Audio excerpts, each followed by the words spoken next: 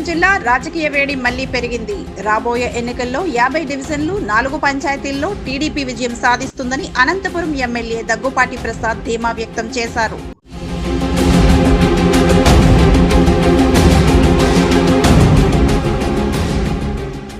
అనంతపురం నగరంలోని 41వ డివిజన్ జనశక్తి నగర్లో 100 కుటుంబాలు తెలుగుదేశం పార్టీలో చేరారు.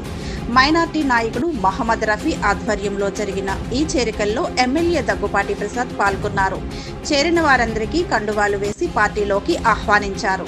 ఈ సందర్భంగా ఎమ్మెల్యే దగ్గుపాటి మాట్లాడుతూ తెలుగుదేశం పార్టీ వైసీపీల నాయకుల పార్టీ కాదు, కార్యకర్తల పార్టీ అని పేర్కొన్నారు. మంత్రి నారా లోకేష్ ఆధ్వర్యంలో కోటి సభ్యత్వాలు సాధించిన పార్టీగా టీడీపీ నిలిచిందని తెలిపారు.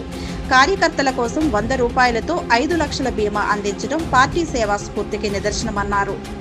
మైనార్టీలు పక్షపాతిగా మంత్రి నారా లోకేష్ నిలుస్తున్నారని, అందుకే మైనార్టీలు ఇప్పుడు టీడీపీ వైపు చూస్తున్నారని చెప్పారు. దుబాయ్లో చిక్కుకున్న నిజాంను అనంతపురానికి రప్పించడం లోకేష్ నాయకత్వ సామర్థ్యానికి నిదర్శనమన్నారు.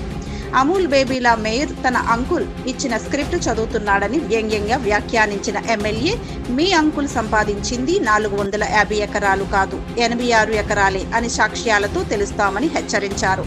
త్వరలోని అనంత వెంకట్రామిరెడ్డి అక్రమ ఆస్తులు చిట్టా బయట పెడతామని తెలిపారు. గత ఎన్నికల్లో వైసీపీ అక్రమాలు దౌర్జన్యాలతో గెలిచిందని విమర్శించిన దగ్గుపాటి ఈసారి అలాంటివి జరగనివ్వనని స్పష్టం చేశారు. గతంలో అనంతపురానికి స్థానాన్ని ముఖ్యమంత్రికి కానుకగా ఇచ్చినట్లు గుర్తు చేస్తూ ఈసారి 50 డివిజన్లు 4 పంచాయతీల్లో టీడీపీ ఘన విజయం సాధిస్తుందని ఎమ్మెల్యే దగ్గుపాటి ప్రసాద్ అన్నారు.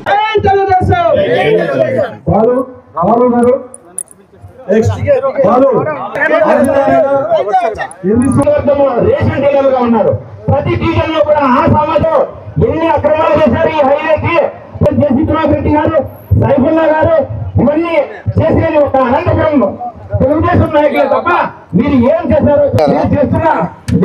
అనంతపురం అర్బన్ నియోజకవర్గంలో 41 డివిజన్లో జనశక్తి నగర్లో సోదరుడు మహమ్మద్ రఫీ నేతృత్వంలో దాదాపు 100 కుటుంబాలు,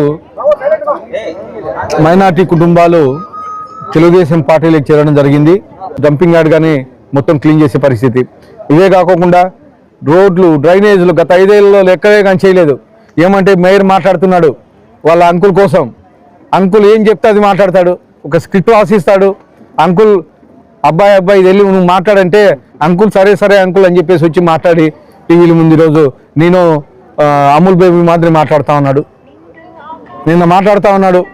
నిన్న దాదాపు 450 ఎకరాలు మీ అంకుల్ సంపాదించుకున్నాడయా అంటే, లేదు నాకు తెలిసి 86 ఎకరాలే ఉండేదని.